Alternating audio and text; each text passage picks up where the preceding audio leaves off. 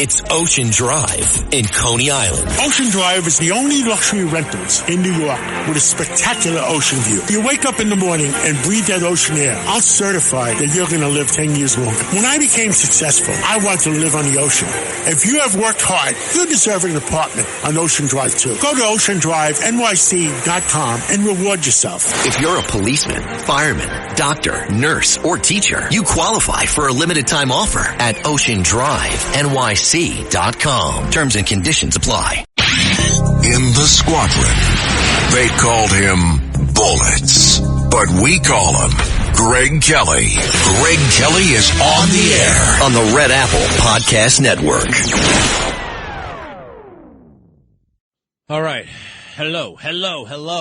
This is one long funeral, but it's richly deserved, right? First Lady of the United States. What is Judy Woodruff doing up there? Judy Woodruff, queen of fake news. Well, it's very, very swampy. Why would she be so chummy with the First Lady, Rosalynn Carter? I've seen some peculiar fellows speak at funerals. Like, how did that guy know that guy? I don't know. All right, whatever. Maybe they were tight. Isn't she supposed to be neutral, right, Judy Woodruff? She is a bit of a fake news hound. What is that weird thing? Oh, recently she interviewed Joe Biden, let him get away with murder, total murder. And whenever she brought up, waited till the end, your critics are saying that you shouldn't have had those classified documents. What do you say to your critics? That kind of thing, right? Very, very weak. And Joe was there, too. Joe was there. Well, what else is he going to do? This is his muscle memory. This is what vice presidents do. They go to funerals. And hey, I am quite frankly sick of all the talk about a ceasefire in Israel. We got to get rid of Hamas. Period. I am really afraid that they're taking their eye off of the ball here. That's the mission. I'm glad the hostages were coming home. It shows you what barbarians they were in the first place, taking them. That baby, they still have a baby in custody, a 9-month-old baby. Now that we stopped everything and the hostages are coming back in dribs and drabs, you got 24 hours or else. I don't know. I think that tends to work sometimes. What is something that Hamas really, really, really likes? Maybe we should go after that. I will say this also. I looked it up. The Iraq War, I was there. I knew it was a farce. I knew it was unwarranted. I knew it. Did you say it, Greg? Well, actually, not beforehand. I was there as a reporter. I know my dad said it out loud. He didn't like it. He didn't see the necessity. He thought it would bring on more terror attacks, possibly in New York. I flew over Iraq. I knew that there was no threat, that Saddam did not pose a threat to pilots. That's what George W. Bush cited as one of the reasons to go to war, shooting at our pilots. Well, I was one of those pilots. He never shot at anybody in like 12 years. So that was a lie. But the weapons of mass destruction, which was also a lie. Anyway, why do I bring that up? Because if you go back to 2003, nobody was talking about a ceasefire after that war started. We need a ceasefire to protect the women and the children. No, that never happened. They never talked about that. They never talked about that in Afghanistan, about a ceasefire. No. There was talk about maybe we should get out of Afghanistan, but a ceasefire? I don't think there was one day over there we didn't shoot somebody. Now, where was the concern about the collateral damage? You can look that up, too. The women and children who were killed, thousands upon thousands upon thousands, yet no call for a ceasefire. Yet here, after 1,500 of their brothers and sisters and children were slaughtered, the pressure is on Israel to stop fighting.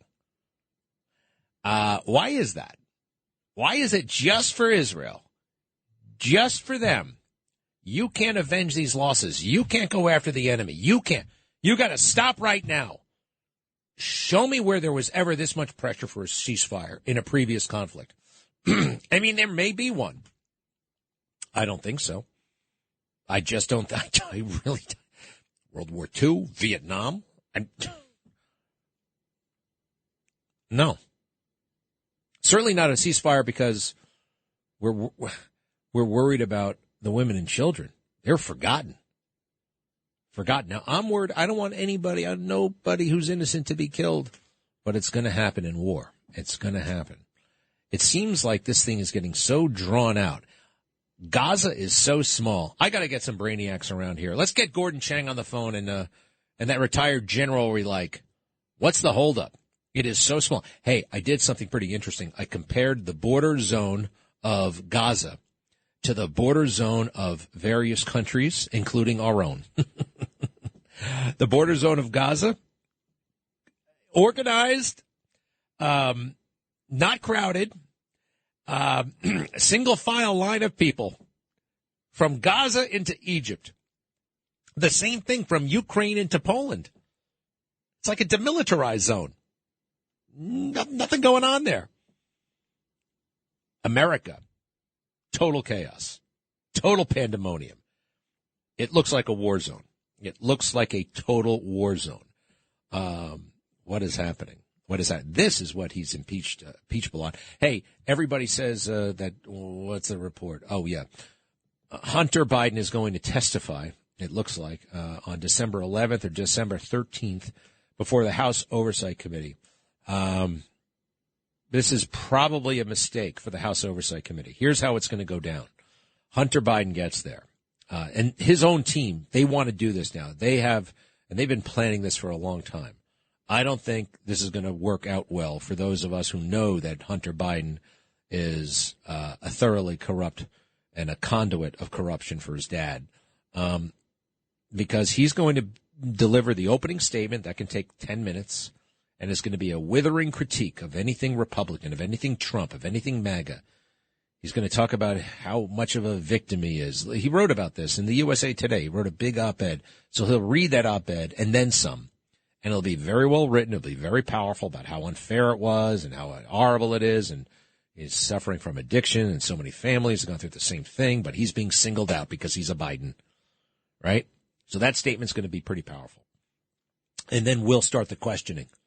And who's going to start the questioning? You know who they don't have on the House Oversight Committee? One of my favorite congressmen, and he's not even on the Judiciary Committee anymore, Mike Johnson. Now he's a speaker, and he's the one guy after a incredibly powerful opening statement, and you're like, oh, my God, how's anybody going to top that? Mike Johnson tops that.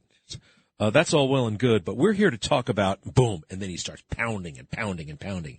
Not yelling and screaming, not talking real fast, but just a methodical, common sense presentation and question and hopefully answer. And he just does it so well. I don't know if there's anybody else who can do it that well. And they only get, 5 minutes of the questioning, right? 5 minutes of questions, and then a Democrat gets to go. And it's not like the January 6 hearings. Remember, I mean, these are real Democrats. These are real. They oppose what's happening to Hunter. They oppose the Republicans. What happened during the January 6 hearings? You had the Democrats, and then you had the rhinos. You had Liz Cheney, you had Adam Kinzinger, you had never-Trumpers like that.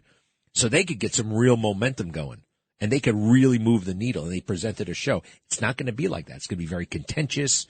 It's going to be like, on the one hand, there's this. On the one hand, there's that. Oh, I don't know what to believe. Oh, I don't know what's going on here. Everybody seems to have a good point, and it'll be a great big wash. So, I don't know. I hope they know what they're doing. We'll see.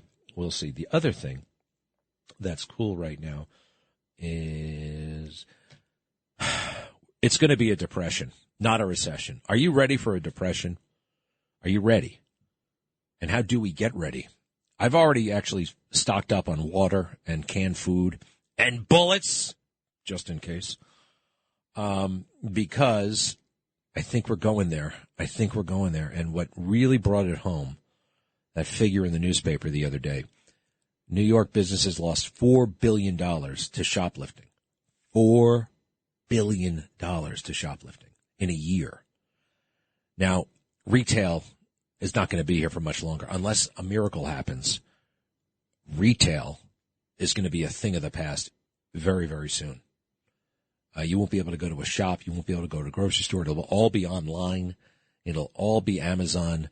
And a billionaire by the name of Bezos will get even richer and more powerful, and we'll all be working for him. And the middle class will be yet again another kind of road to prosperity, right? The retail business, owning a mom and pop shop, right? You won't be able to do that. There will be no retail presence. Everything will be e-commerce, and that's going to screw everything up. Screw everything up. And the businesses now that have the plastic barriers and that kind of thing, and all these shoplifting prevention tools, they're expensive. I don't think you can make money that way. I put a video up on my social a while back. It went totally mega viral. I went into a drugstore to buy jelly beans. At the time, I was eating a lot of candy. I genuinely went in there for jelly beans. I personally like Brock's jelly beans, the old-fashioned ones. The black and the white ones are my favorite flavor. Anyway, I had to ask the guy to come around with the key to open the thing so you can get the jelly beans. I understand they don't want people stealing stuff. Everybody's stealing everything. The security guards have instructions, don't chase anybody. The police are now no longer in a position to do it. Shoplifting has been de facto legalized, and this is inevitably going to a depression. We haven't had one since, 1929, 1930? Bring in an economist. I would love to know that I'm wrong here. I would love it, but I don't think so. And that's the shoplifting. My gosh, some people see it as a civil right. I told you the Nikki Haley story. I'll skip that. Oh yeah, and my friend George Santos, Congressman Santos, might get expelled today. Let me look at it hasn't happened yet. All right, Santos is an all right guy. I know. He lied on his resume. Who hasn't? Who hasn't lied on their resume? Actually, I never lied on my resume. My resume is very short. It's very short, but it's all facts. I took pride in not embellishing anything. It's just got a bunch of little facts, and the facts are pretty cool. They stand on their own. One time I remember a guy called me up. He said, I can't hire you, but I just had to talk to you. Did you really land on an aircraft carrier 158 times? Yeah, I did, actually. And it really made my day because this is 20 years ago, more than 20 years ago, looking for a job. Finally, the phone rang, and he didn't have a job, but he wanted the chit-chat. And he's like, how do you know it's 158 landings? I mean, did you count? I said, well, I didn't count, but we have clerks who actually count for us. It's true. You come back from a flight, you fill out some paperwork, and then they put it in your logbook, and they put the type of landing down. Was it a land-based landing? Was it a sea-based landing? Was it a vertical landing? Was it? And they have a little code for that, and you can count them and you can add them up. I still have my logbook. So there's that. And the other thing, we got to find that dude who made the mistake. And as I do that, I'll take a quick call from you, Doug. Ronald Reagan famously said, the most terrifying words in the English language. You heard about how that education secretary screwed that up? It's pretty funny. We'll have it in a moment. Doug, what's up? How are you today, Greg? Thanks for taking my call. I wanted to comment about the LGBT thing up on the church. I had this discussion with my daughter years ago, and we were talking about it. To begin with, I think what James had said before about how things have changed since the Bible was written, yeah, things have changed, but God hasn't changed. God, if you're saying God has changed, then you're basically demonizing his perfect plan to begin with. All right, so that is addressing that. But going back to the thing with the discussion I had with my daughter about acting on if you have a desire to be with the same sex, I explained to her, and she was a lot younger then. This is going back 20-something years ago. I had said, I'm not saying that people might not have been born gay or they became gay. I really don't know. It's not my expertise. I'm not a doctor. I believe that if people have the tendencies that they'd rather be with the opposite, with the same sex, it's just as much of a sin as me being a heterosexual having a desire to have sex with someone outside my marriage.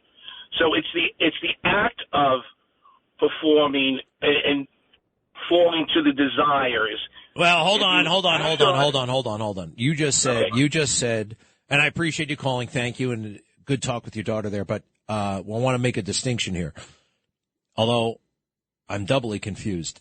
I think you said, though, that just the desire is a sin. And it's funny because the Bible does say something along those lines, and although it's debatable. There are things in the Bible that are debatable and open to interpretation. And Jimmy Carter once said, I have sinned because I have lust in my heart for other women. Do you know that? He said that in Playboy magazine, of all places. So you make a distinction, right, between the desire and the acting on the desire, right? Yes. All right. The desire, I do not say is a sin. I don't say the desire is a sin. Acting on the desire for the sin is the sin. So if you are gay and you have a desire to be with the same sex, no, we get it. acting on it is the sin. And if the same, I got to go, buddy. I totally get it. I am up against a break. Doug, thank you, and I'm glad you had that talk with your daughter. I'll be having those talks with my daughter pretty soon. Actually, I hope they're not too soon. I'll be right back. This is the story of the one. As a maintenance engineer, he hears things differently. To the untrained ear, everything on his shop floor might sound fine, but he can hear gears grinding or a belt slipping. So he steps in to fix the problem at hand before it gets out of hand. And he knows Grainger's got the right product he needs to get the job done, which is music to his ears. Call, click Grainger.com, or just stop by. Grainger, for the ones who get it done. Greg Kelly, entertaining and informative on the Red Apple Podcast Network. We're trying to find Ronald Reagan when he said that amazing, it was an amazing statement, Ronald Reagan, my gosh.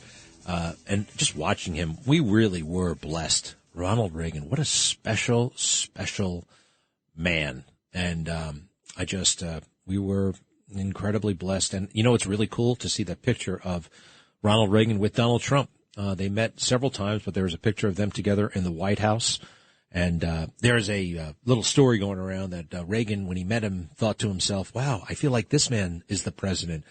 Turns out to be a bogus story, but a nice one, but not true. Hey, the other thing about Pablo Guzman is he's one of the reporters who reported, Pablo Guzman, by the way, Channel 2 reporter, Channel 5 reporter, in New York broadcasting for like 40 years. Died yesterday at the age of 73. I met him a couple of times, liked him a lot. I remember when he interviewed my dad for the first time in 1985. It was a big deal. Pablo Guzman, we saw him on the news. And but Pablo pointed out that on, on 9/11, that there were, in fact, celebrations going on in Jersey City. And Dan Rather said the same thing. And it was said on they said these things on television, and I think it's when Donald Trump says it, oh, no, that's crazy. Oh, no, that's the craziest thing we ever heard. It's not crazy. It was reported at the time. And I don't think anybody would accuse Pablo Guzman of fake news. Would you? So I think he was a straight shooter. And who else did we lose? Oh, Dr. Max Gomez. He died a while back, too. And I told you about all the women. All these local reporters dying in their late 40s or early 50s, women with children who report on the early morning shift. 4 of them over the past couple of years. It's a dangerous job. Greg Kelly, entertaining and informative on the Red Apple Podcast Network. The best street reporter in the history of New York City. And wow, his own story was really something else. I love reporting in New York. This job never ceases to amaze me. This city made Pablo Guzman who he was. He was just like it. Brilliant, tough, with a tender side too. What about school? I never knew what was going to come out of his mouth. With Cindy Hsu and Pablo Guzman together on the CBS 2 News desk, they kept it real. Yeah, y'all done now? Yes. Okay. For him, There was no other way. He knew everybody, even on the shady side of the law. Guzman graduated from the Bronx High School of Science in 1968 and attended the State University of New York at Old Westbury. In the 1970s, before covering news in print and on radio and TV, he was making news. And his life was rough and tumble with the Young Lords, a primarily Puerto Rican revolutionary party. Everybody here go out, and you go out proud no matter what happens. Because this church is ours. This is the people's church. You see, in the 1970s, I ran these streets with the Young Lords Party. And I learned that nobody gives you anything on a silver platter, especially not a news story. That's why I go after him with the same drive I used back then. His television career highlights at channels 5, 4, and here at 2 included Everything Gotti, gaining extraordinary trust and access to all the players, coverage of 9/11 and its aftermath, and countless community stories that took him to almost every neighborhood and won him legions of fans. All right, so beautiful tribute there from Channel 2 for Pablo Guzman, as Bruce Cutler used to call him, Pablo. Pablo. It's Pablo. What was Bruce Cutler? Bruce Cutler was John Gotti's lawyer, one of them, right? You don't see these lawyers like you used to do. They used to loom so large. We used to wonder about, where do you get those suits made, Bruce? Anyway, so one thing that's being overlooked in all of the tributes to Pablo Guzman, 73, dead yesterday, died. Condolences to his family. That's 73. That seems young these days, right? It's young. I don't see any mention anywhere of the very important work he did in the aftermath of September 11th, when he reported on the celebrations that were happening in Jersey City among certain Muslim individuals. They were jumping up and down and chanting as those towers came down. And at one point, it looked like they were waiting for them to come down. CBS is not Breitbart News, okay? And I love Breitbart News, but it's not conservative. It's as, quite frankly, liberal as they come, although he was straight down the middle. And listen to this report. And it took me about a half hour to find it. And I'm pretty good at finding stuff on the Internet. They don't want you to see this. Fortunately, if it was removed and certain links no longer worked, I have it in a safe place, unconnected to the Internet. Now, you got to listen closely here. The anchor is a guy named McDermott, Todd McDermott, I think, and there's the co-anchor, and they introduce him, and he starts talking about his report. Remember, this is just a couple of days after 9/11. Go. Back on this sixth night, the work does continue there at the crater and all that destruction downtown. Upon President Bush's return to the White House today from Camp David, he vowed to get the evildoers, saying they had made a terrible, terrible mistake in assuming that the U.S. would not take immediate action. Pablo Guzman is here now, the latest on the investigation. We have arrests and arrest warrants. Pablo? Todd, Dana, step by step it happens. Now, most of you know that yesterday the FBI raided an apartment in Jersey City where two men lived who were pulled off a train in Texas and are now back in New York, being held in connection with Tuesday's attacks. Ayub Ali Khan, 51, and Mohammed Jawi Azma, 47, taken off the train they had boarded after their flight out of Newark, like every other flight in America, was ordered down after the attacks in New York, Washington, and Pennsylvania. However, what no one outside the terrorist task force knows is that just a couple of blocks away from that Jersey City apartment the FBI raided yesterday and where they had evidence removed, there's another apartment building, one that investigators told me, quote, is swarming with suspects. Suspects who I'm told were cheering on the roof when they saw the plane slam into the trade center. Now, police were called to the building by other neighbors and found 8 men celebrating, 6 of them tenants in the building. The FBI and other terrorist task force agencies then arrived, and the older investigators on the task force recalled that they had been to this building before, 8 years ago, when the first World Trade Center attack led them to Sheikh Omar Abdul Rahman. And that guy's still in jail, right? The blind sheikh. Is he still alive? Well, did you hear that part about the celebration on the roof? You got it? Because every time Donald Trump says it, oh, he's lying. Oh, he's making that up. Well, Greg, have you seen the video? Where's the video? You know, every time I read a story in the New York Times, you know what it doesn't have? Video. It's just reporters writing stuff. Well, that was Pablo saying something that somebody told him. An FBI source. And I believe him, actually, in this case. And, it's all murky to me now. But I may have seen video back then. I don't remember. But I think that happened. And you're not even supposed to say it. You can't even look it up on the internet. Possibly his most significant report in his career has been acid washed from the internet. You know what I just played you? That's a recording of a recording of a recording. People taking a picture of a picture, right? Recording a video of a video. Because CBS doesn't want you to have it. The government doesn't want you to have it. But it exists, and he said it. And that's not artificial intelligence, all right? This thing has been out there for a long time, and it's important. Why don't they want us to know this stuff, huh? Why not? It's a good question, don't you think? All right, the other thing that we have to talk about, George Santos, good guy. He's probably going to get voted out today. Republican from Long Island. Yeah, I said he's a good guy. Yeah, I know. He lied on his resume. From what I can tell, actually, he told roughly 37 less lies about his career than Joe Biden has about his own. 37. And Joe's were far more egregious. And plenty of others, too. Plenty of others. I mean, what's egregious with Joe? Well, 3 degrees when you only had one. Top of your law school class when you barely finished law school at all, at the bottom of the class.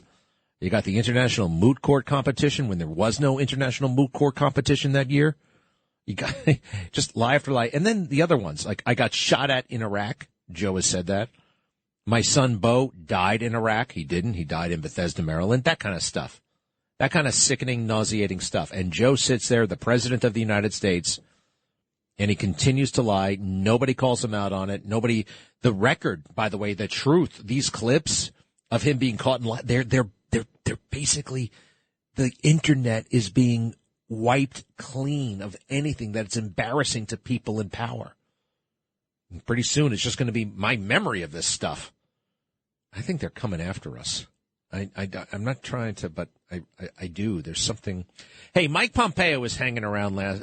He says that, and I like Mike up until the time he ran against President Trump and tried to score some cheap shots against President Trump. Let's listen to Mike with Hannity, cut 4. I hope what Senator Cotton described. I fear that they are not.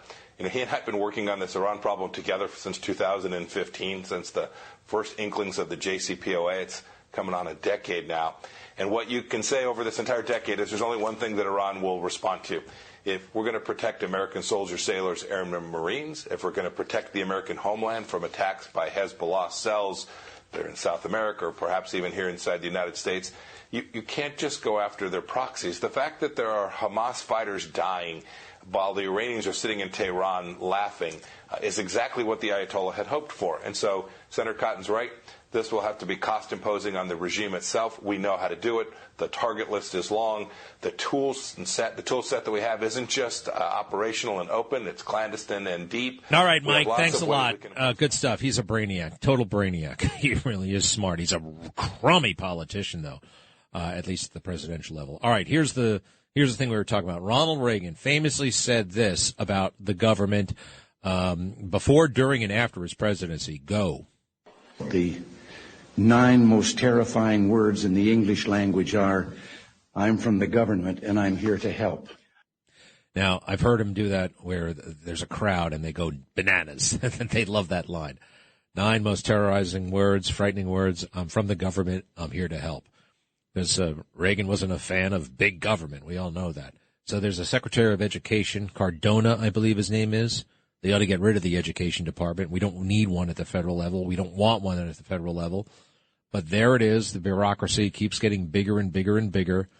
They're all meddling into stuff that's the province of parents and not bureaucrats.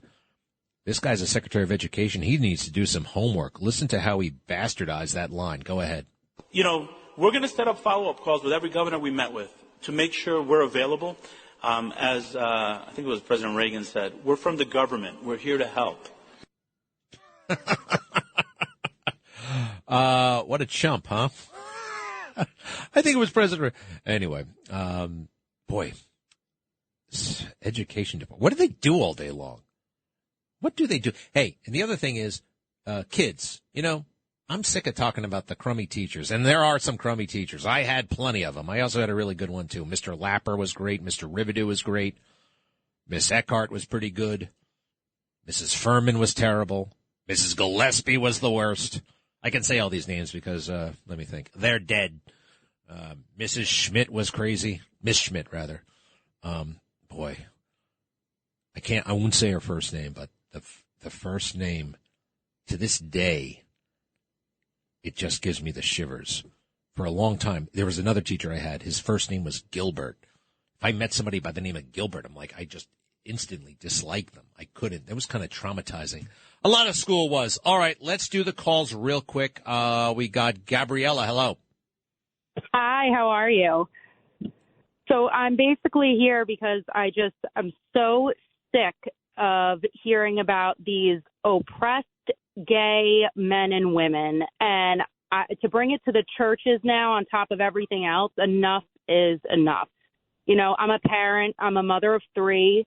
I'm worried every day that, my children are going to be indoctrinated, in their education. And I'm praying to God that day doesn't come. And I fear it, honestly. They're like an army. It's an army of gay people that us parents are up against. And it's like, if you don't agree with them, you're banned from society. We're being forced. This agenda is being forced upon us. And it's completely unfair. Look, couple of quick things. Number one, not all gay people are on board with this agenda. There are plenty of gay conservatives. And one of my favorite groups out there, Gays Against Groomers, they're fantastic. Christina's up there in Connecticut. She hates this stuff. So there are plenty of people who are not in this army. We remember that. And, don't let them make you feel anyway. What are you doing to fight it other than praying? I'm teaching my children every day. You love everybody. You don't, hate anyone. But there's certain things that I don't want my children being brought up with those thoughts in their head that the schools are trying to push on us parents. I know. Childhood is crazy and weird enough. You know what I mean? Now it's just gone berserk, the stuff that they've been exposed to. How old are your kids?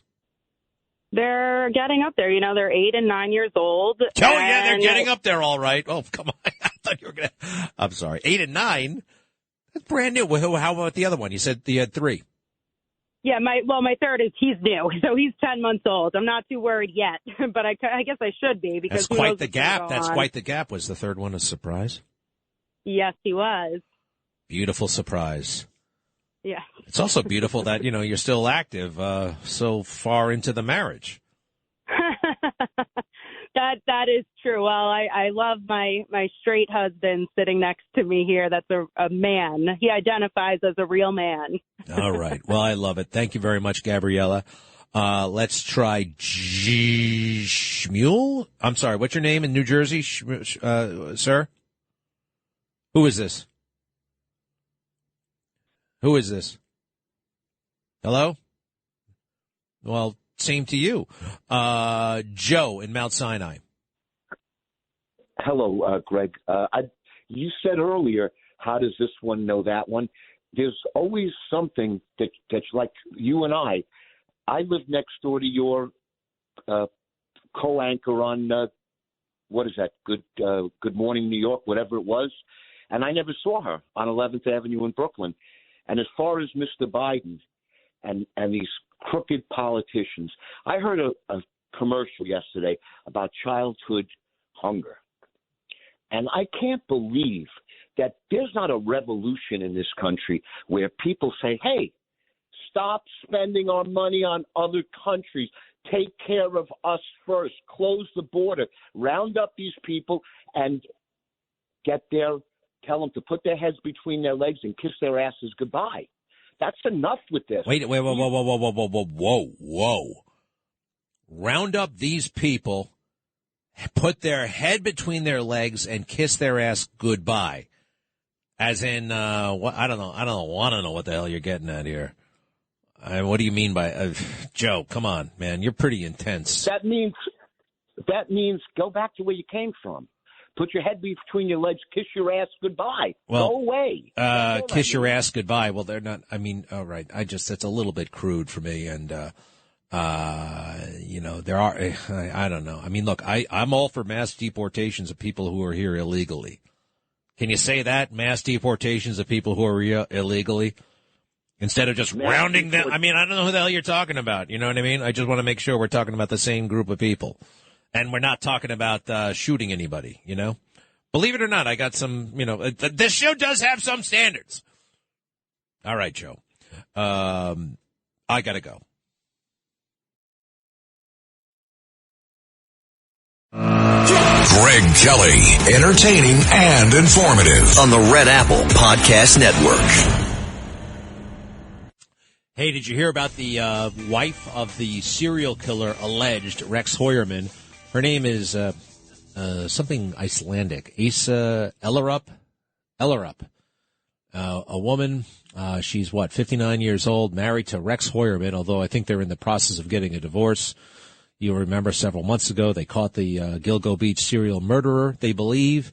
The evidence would appear to be overwhelming. Probably should have been solved 10 years ago, but the broken down, dilapidated house, and could not have been any picnic being married to Rex, right, in that environment. Well, did you hear that NBC News has signed a deal where they're basically going to do a reality TV show around the life of Mrs. Hoyerman and the two kids, the two adult children. They're going to follow them around through this process, the pre-trial, the trial, and all that stuff. They've been paid, or they're going to be paid, a lot of money, and I'm actually okay with that. I know I'm actually okay with that. I'm sorry, but I have sympathy for these people. I have sympathy. I don't believe they knew a damn thing about it. I got that from the police. They don't think they knew a damn thing about it. But, the victims, and we obviously have a lot of sympathy for the victims here and their families, and I hope they're being compensated in some way. But there's a lot of natural sympathy for crime victims, right? There is. And there are organizations out there designed to help them. Not so much for those who know the accused. And they are really scorned, and I think it's a very, very tough place to be. And they're in a desperate situation. This might help them get back up on their feet. Barbara, hello. Hi, Greg. All the issues that you're mentioning today all come down to one umbrella purpose of this government, which is to stop any opposition to government control of everything in this country. They want to silence Trump. They want to silence Christians. They want God out of the picture, so government is everything. They want to get rid of the nuclear family, the Constitution.